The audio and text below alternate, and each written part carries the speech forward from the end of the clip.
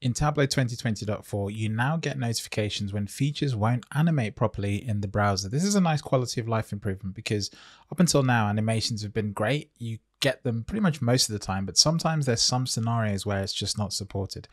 I'm presuming this is because they're working their way through the different chart types and animating them properly. But in the meantime, it's useful to know what's not going to animate so you don't switch animations on only for it to not work. Okay, let's show you how this works. To show you this, I'm just going to build something from scratch. So I'm going to connect to Sample Superstore here.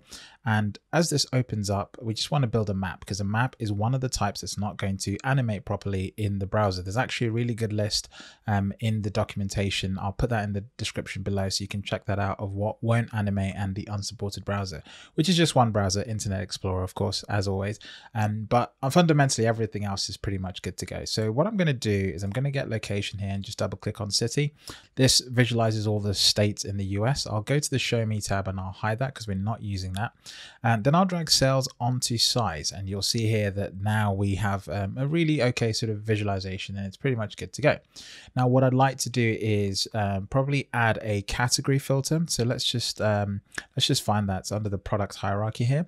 And we can just do that by dragging that into the filters. The faster way is always, I always forget this actually, the fast way to show a filter on the page is to right click it and then show the filter, and it does those two things for you in one go. You've got the category there and you've got the filters on the right hand side.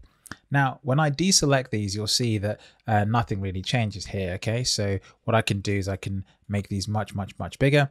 And now it's much easier to see the change and you can see that it animates itself. Okay, so as I deselect these, you can see them slowly animating on and off.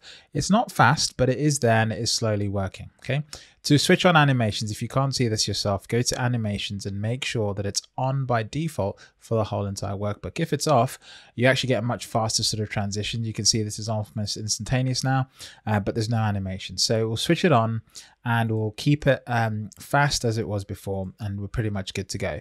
The new feature in 2020.4 is right here at the bottom. Maybe some of the more attentive of you saw that. You can see here that some sheets might not animate when published. So there we have it. That's the feature pretty much in a nutshell. The other thing to remember is that this feature is also available in the browser. So if I just switch over to a little Chrome tab that I've had here hidden in the background, I'll just close this alert.